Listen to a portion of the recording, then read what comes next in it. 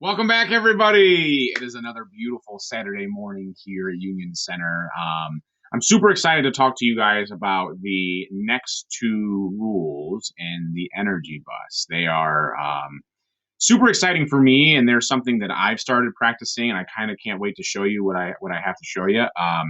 But we're gonna hop right into it. We're gonna jump right into this. We're gonna do a quick recap. So last week we talked about and got introduced to George in the energy bus. And George is going through a whole litany of things in his life where it's just constant negativity, one thing after another. We remember that George's car broke down and he ultimately has to ride public transportation, and that's where he meets Joy, and where Joy starts to talk to him about the energy bus. So before we hop into the first or rules 2 and 3 of the energy bus, there's a great quote on page 39 here at the very bottom, that I loved and I highlighted. And I ultimately, what I did too, is I ended up typing it out and printing it up. And I'll show you guys where I put that. Um, but Joy is talking to another passenger on the bus, and she says to him, sometimes we have to see what we don't want to know what we do want. And, I've been talking to you guys a lot. I'm a huge fan of the idea of teaching people how to fail, because in life we're going to fail at things and nothing is perfect.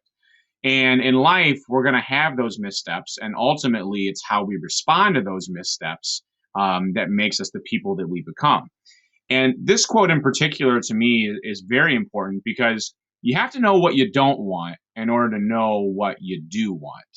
And that means you're going to have to go through success and failure to figure out that you don't want something, to ultimately figure out what it is that you actually do want. So that quote to me is fantastic. That's on page 39, right at the very bottom.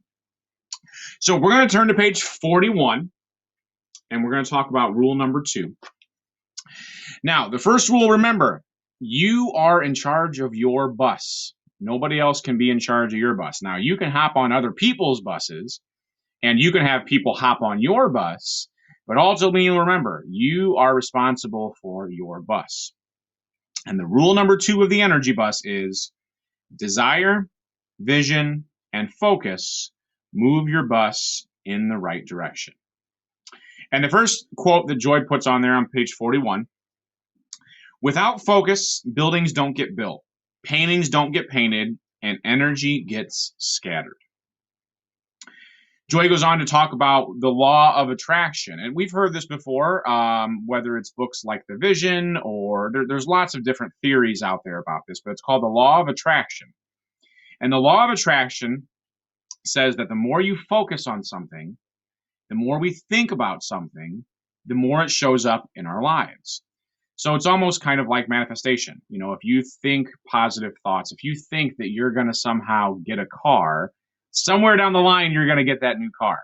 And, there's a story in my childhood that I got taught very early on about the law of attraction, and not that necessarily this played a huge role in my belief in this, but I was a kid and I was in elementary school, and me, my brother, and my sister would go to the free lunch program that they had during the summertime. And they had these yellow tickets. So if you went for breakfast, you got a yellow ticket. If you went for lunch, you got a yellow ticket. And they collected all these tickets all summer long, and they put them in a jar. And then at the end of the summer lunch program, they drew out a main prize, they drew out a second place prize, and they drew out a third place prize. And I grew up in a little town in Kingsford Heights, and so there were lots of kids that would go to this free breakfast and free lunch program. So all summer long, my bike was falling apart, and I had begged my parents for a bike from the very get-go of summer. I was riding around this raggedy old bike, and the grand prize that summer for the lunch program was a brand new black Schwinn bike. And I remember thinking and praying every day that summer that I would get that bike. That bike was going to be mine. I wanted that bike. And my parents told me they didn't have enough money to buy a new bike for me. So I was, all summer long, I was riding around this raggedy old bike. Well, the end of the summer program comes along, and there's this huge turnout at Kingsford Heights Elementary to see who wins all these grand prizes. And wouldn't you know it, the first name they pull was my name, and I won this brand new black Schwinn bike. I still have this black bike. I cannot get rid of it. It has moved from my parents' house to the apartment to our house, and it has fallen apart. It's getting rusted. But that bike means something to me because it was a manifestation of my positive energy, my thoughts, and my prayers. And that's huge for me. And that was my kind of first foray into the manifestation is the law of attraction. So Joy goes on to talk to George a little bit more about this because George has never heard of this before. And this is what Joy says to George. Well, I tell those people that when you complain, you get more things to complain about. If you are complaining, you can't think or create about what you really do want. Plus, your complaining also ruins everybody else's ride. If you build it in your mind, focus on seeing it, and take action, success will come. Now, this is really cool for me. So, Kristen's kind of turned me on to this, and I'm going to hold on one second. You might have noticed in my office in the very back, I've created kind of a vision board. And this vision board is special to me. There's lots of different sayings here, and I'm a huge quote guy, and I'm a huge, I have a whole book, a journal down here of quotes that I find from my reading everywhere. These are just things that I put up there as reminders to myself about what's special to me and also my vision and my goals. And as I see them, and I started this about 2 weeks ago, as I see them, I print them out and I pin them up on my board. Now, in order to get what you want, whatever it is in this world that you want, whether it's fame or success or money or happiness, you have to have a vision for it. You have to have a plan for it. If you want to change your situation, you have to first change your thoughts, okay? But then you have to write down and plan out what you want. You have to say yourself, and you have to really focus on it. And you might be the only one in the world that believes that it's going to happen to you. But you have to keep believing. You have to keep believing. You have to use that law of attraction. You have to have a vision. You have to have a plan. And that's going to lead us right into rule number 3. And now we're on pages 46 and 47. Rule number 3 is you have to fuel your ride with positive energy. So rule number 1 is you're in charge of your bus. Rule number 2 is you have to start creating a vision and a goal for where you want your bus to go. And then rule number 3 is you have to fuel that bus with positive energy. Now, I put it in my newsletter this week, and I thought it was really apropos. And I really think it's a great kind of way to break down, life in general to a simple equation, even though we all know that it's not. It's on page 46. And Joy talks about the E plus P equals O equation, where E stands for the events in your life, the P stands for perception of those events, and the O ultimately stands for the outcome. So we can't control the events in our life, but we can control how we perceive them, and our perception and response to those events will ultimately determine our outcome. That's huge, and that's such a tough lesson for adults to learn, let alone for kids. And I put in the newsletter this week about, how Mrs. Brocksmith and we talk about that with our kids, about how, and I've talked about it with you guys, and I feel like it comes up every single day. We can't let outside sources or outside people or whatever we want to call them affect us emotionally. And that's just such a tough lesson to do because it does affect us emotionally. If you get, a parent phone call about something, it's going to initially, it's going to make you feel one way or the other. It's going to make you feel like maybe you're not doing the best job, or it's going to make you feel really good because you got a good compliment from somebody. The important thing is that the way that we perceive those things, those events in our life, even if the smallest thing, like a parent email or a parent phone call, it's going to determine our outcomes. And we often tell kids, don't let one single event ruin the rest of your day. And that's so true. Don't let one parent phone call or parent email ruin the greatness and everything that you have for the rest of that day. We're on page 48 now. And Joy goes into more about talking about how you can fuel your positivity, because George doesn't believe it. He's like, I'm not that normal guy that's skipping around, singing, happy, all that kind of stuff. He's like, I'm just not that person. She's like, you don't have to be. It's got to be focused, positive energy. So Joy says, when the work is piled high on your desk, think about how thankful you are to even have a job while so many are unemployed. That's very, very true to the day and age that we live in right now.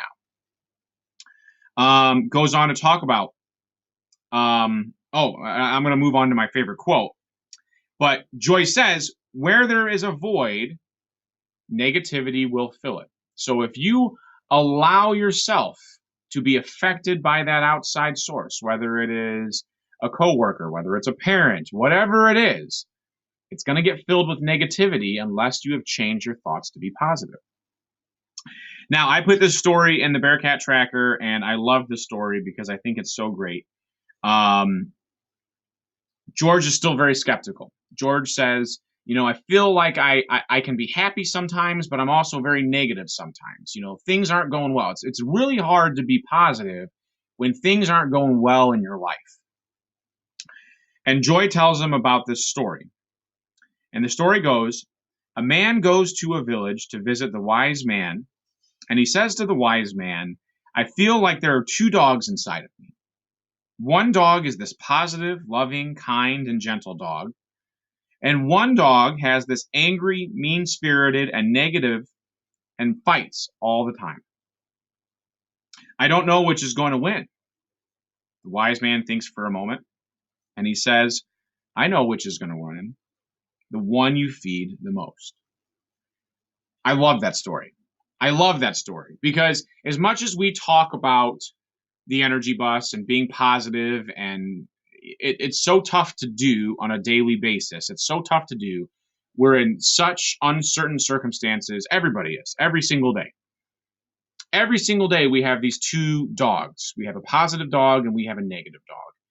And it's our choice. And it goes back to rule number 1. It's our choice which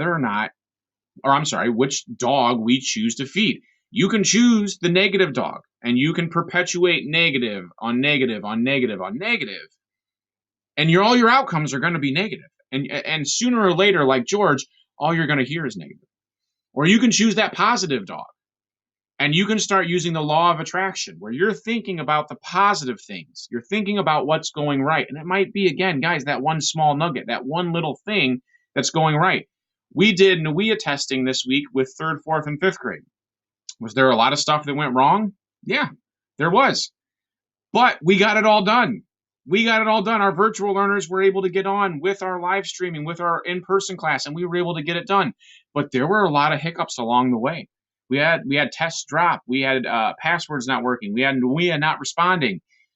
But we got it done. And we held on to those positive things every single day, every single moment. One little positive thing. If we were able to get a virtual kid online, that was a huge win for us because we had never done it before.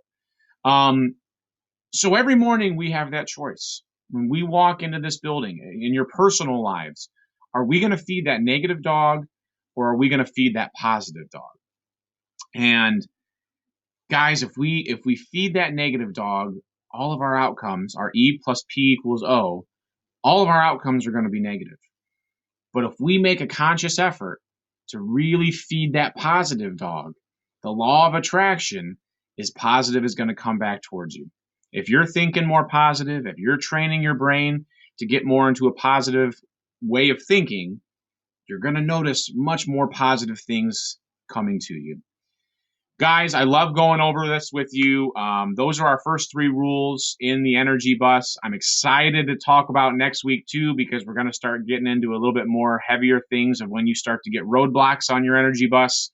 I hope you guys have a wonderful weekend. Enjoy this beautiful weather. It's going to be a little chilly next week, and we'll see you guys on Monday.